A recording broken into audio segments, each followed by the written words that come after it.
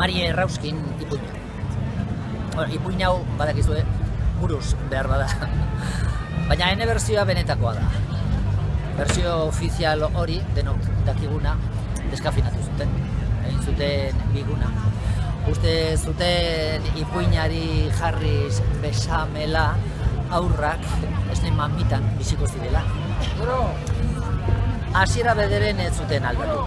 Izan ere gau batez, oso gau famatu, bi aizpa satar maltsurrak jarri bitxiz lepo, printzearen festara joan ziren ederto, gure Mari Errauski bien bitartean, giltzapean zeukaten soto loi batean, aurrean zituela arratoi bunkiak, marraskatzen haziak, bere oin azpiak. Marik esan orduko lagundu arraio, maitagarri jator bat agertu zitzaion, eta haren argi dizdiraz, bazterrak txukunduz, hause galdetu zion. Lastana, zer moduz? Ea nola nagoen diozu benetan, nola egongo naiz ba kakatza honetan. Eta horbaren kontra jos, bi ukabilkada garrasi egin zuen. Eraman festara! Auregian badago dantzaleku guaia. Eta ez dut galdu nahi gaur gaueko jaia. Zalgurdi bat behar dut. Soineko itzela, eta apaintzeko be urre rubi eta perla. Muñetakoak ere bai, zilarrez josiak. Asetazko pantiak, bai, estuak, seksiak. Ziurtatu nahi nuke, jantzita horrela, printzea Neronekin gustatuko dela. Maita garrik berala, ados enetxoa gogorraztitu zuen bere makiltxoa. Eta Mari Errauskin lehen sotoan bazen, orain dantzan eta alai pistan azaldu zen. Mari printzearekin hasi baltxeoan eta aizpazatarrak begi erasoan. Printzeak etzen zion Maritxuri gogor, paparra aterata, nahiko erasokor. Han zebilen gizona, jan beharrik neska, lerdea zeriola, hitzez be totelka. Batean Maritxuk, koño, gauerdia?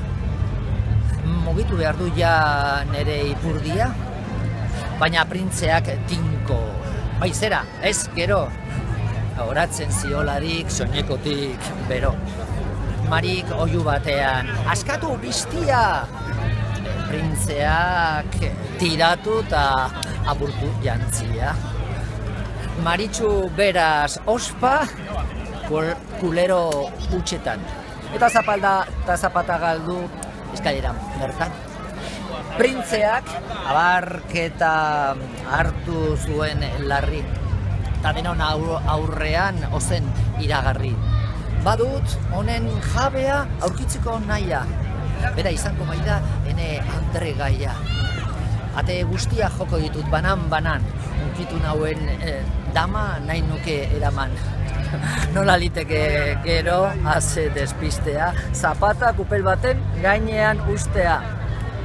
Berehala, bi aizpa zatarretako bat, disimulu handiaz da gaizto erabat, hurbildu zen hartzera oinetakoa bera, ondoren botatzeko komunetik bera. Gero, haren lekuan, han bertan, kupelan, utziko zuen bere zapata ustela. Ohartuko zinete entzule zentzudun, Mariren egoera jarri zela ilun. Hurrengo egunean printzea jotake hasi zen etxerik etxe eta atez ate. Jendea etxeetan urduri zegoen.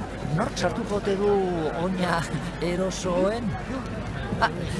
Zapata hura zeon guztiz zabalduta. Oin arrun bat barruan legoke galduta. Zikin eta loia zen, sano usaintxua bazuen, bai, jabearen izerdi zantzua. Baina denek nahi zuten, ze jende oldea, oina han bertan sartu alferrik ordea. Txandaz txanda heldu zen lehen aizpa zatarra. Probatu eta printzeak, ez, kakazarra, aizpa berriz pozarren. Hau, sartu dut, hau marka. Beraz, neurea, zeurea nauzu, oi printzi hau sarta. Bai, eta zera ere, sorgin alakoa. Asmoa dut hemendik desagertzekoa. Desagertu nolatan ni hemen utzita, ahaztu alzaizu gure betirako zita. Moztu honi burua, printzeak agindu. Da lepoa, tikta, zioten berdin du. Printzeak barregin zuen. Oain bai, ikusi, oain bintzat ez dago lehen bezain itxusi.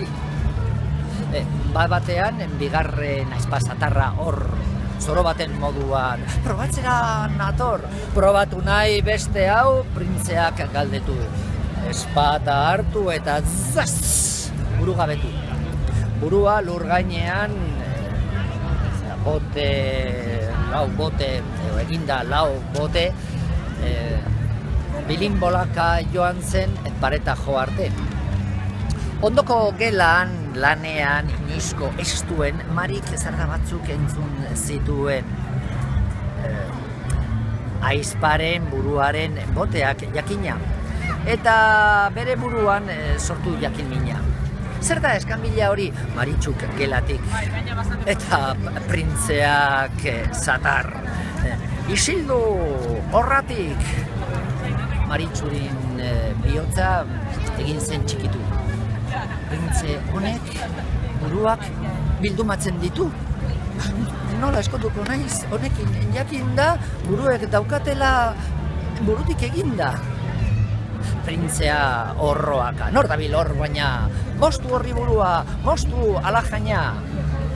Maitagarri orduan, une egokian, berriro agertu zen istilu tokian, bere makintxo hura astindurik zirzartz, Mariri esan zion, egin eskari bat, eskatu beldurgarik, nahi duzun desira, danik laster batean beteko dut, tira.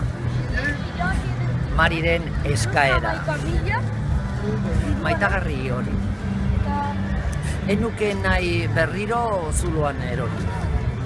Printzerik ez dut gura. Horrekin akabo.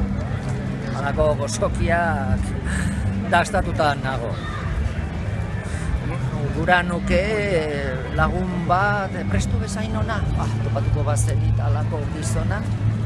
Minutu garrenean Maritxu errauskin eskonduta zegoen gizon fin batekin.